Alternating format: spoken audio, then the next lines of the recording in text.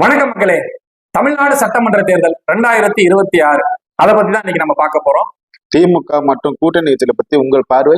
திமுக அந்த கூட்டணி கட்சிகள் அப்படிங்கிறத நம்ம பார்க்கறதுக்கு முன்னால அந்த கட்சி திராவிட முன்னேற்ற கழகம்ங்கிற ஒரு கட்சி, ஐயா கலைஞர் தொட்டு ஐயா ஸ்டாலின் அவர்கள் தொட்டு அண்ணன் உதயநிதி வரை இன்னைக்கு வந்திருக்க அந்த கட்சி இதனால் வரை தேர்தல் களத்துல தனித்த கட்சியாக தெம்பாக ஒரு கட்சியாக நின்று அவர் வென்றார்களா என்றால் இல்லவே இல்லை.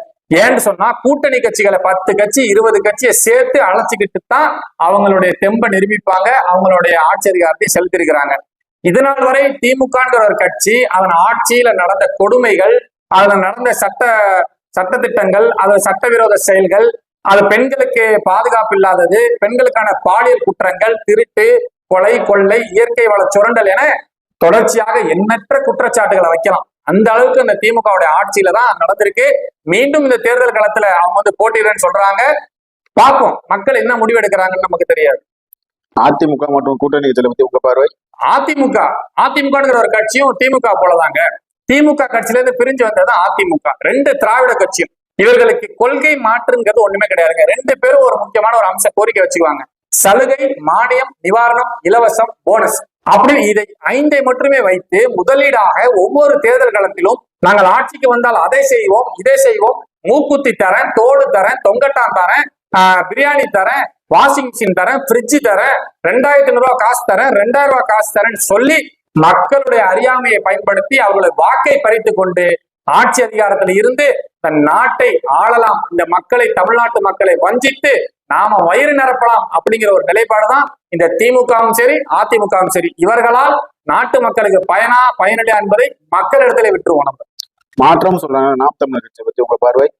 நாம் தமிழர் கட்சி அண்ணன் சீமானுடைய தொடக்க காலத்துல இருந்து இப்போ வரை நம்ம பாக்குறோம்னு சொன்னால், அவங்க தொடங்கும் போதே கட்சி தொடங்கும் போதே நாங்கள் திராவிட கட்சிகளோடும் தேசிய கட்சிகளோடும் ஒருபோதும் கூட்டணி இல்லைன்னு சொல்லிட்டாங்க. அதே நேரத்துல எல்லோருமே இங்க சமத்துவம், சமூக நீதி, சம உரிமை கொடுக்கணும்னு பேசிக்கிட்டு இருப்பவர்களுக்கு மத்தியில அண்ணன் சீமானு நாம் தமிழர் கட்சியும் பாத்தீங்கன்னா 234 சட்டமன்ற தொகுதியில 117 ஆண்கள் 117 பெண்கள் என்று 50க்கு 50 விழுக்காடு இடஒதுக்கீடு கொடுத்து தேர்தலில் போட்டியிடுறதுக்கான ஒரு வாய்ப்பை கொடுத்திருக்கிறாங்க.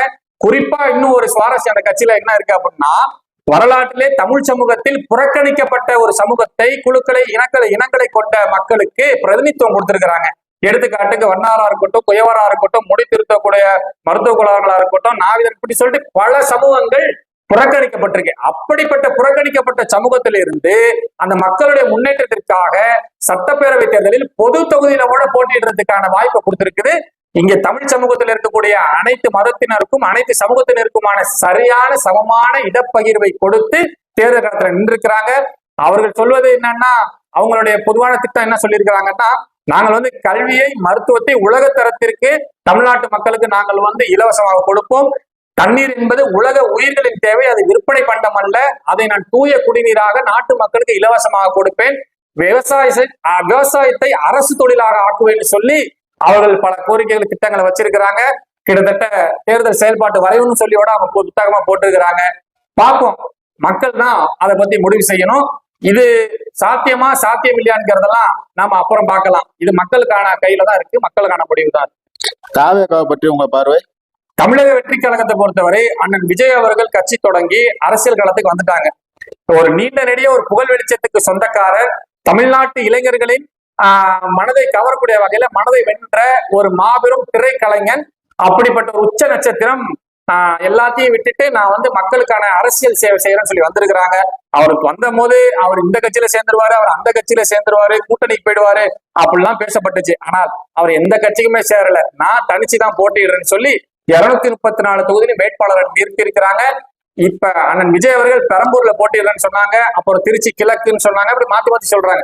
ஆக எப்படியோ தேர்தல் களத்துக்கு வந்துட்டாங்க, போட்டிடுறேன்னு சொல்லிட்டாங்க. அவங்க என்னங்க திட்டங்கள் வச்சிருக்கிறாங்கன்னு பாத்தீங்கன்னா, அதுல ஒரு 10 திட்டம் அறிவிச்சாரு. அதுல ஒரு 3 திட்டத்தை நான் எடுத்துக்காட்டா சொல்றேன். அதாவது இந்த கடந்த கால திராவிட ஆட்சியாளர்கள் இருக்காங்கல்ல, திமுக அதிமுக, அவங்க சொன்ன நீட்சி தான் தாலிக்கு தங்கம்ங்கிற திட்டத்தை அண்ணன் விஜய் அவர்கள் நான் 1 பவுன் தங்கம் தரேன், அண்ணன் விட்டு சீர்வரிசை தரேன், அதே போல வருடத்திற்கு 6 சிலிண்டர்கள், கேஸ் சிலிண்டர்கள் இலவசமா தரேன், அதே போல சுய உதவி குழுக்கள்ல இருக்கக்கூடிய மகளிருக்கு நான் வட்டியில்லா கடனாக 5 லட்சம் ரூபாய் தரேன் அப்படின்னு சொல்லி இத்தனை கோரிக்கைகளை கொடுத்திருக்கிறாங்க, சொல்லியிருக்கிறாங்க. இது எல்லாவற்றையும் எதிலிருந்து கொடுப்பார், எந்த பொருளாதாரத்தின் அரசினுடைய லாபத்திலிருந்து கொடுப்பாங்களா இல்ல எப்படி கொடுப்பாங்கன்ற ஒரு வரையறையை அதை நம்ம யோசிச்சு பார்த்தாலும் நமக்கு தலை சுத்தி போயிடும். பார்ப்போம். மக்கள் தான் எஜமானர்கள், மக்கள் தான் உண்மையிலேயே நாட்டுக்கு ஒரு நல்லதொரு தீர்வை கொடுப்பவர்கள்.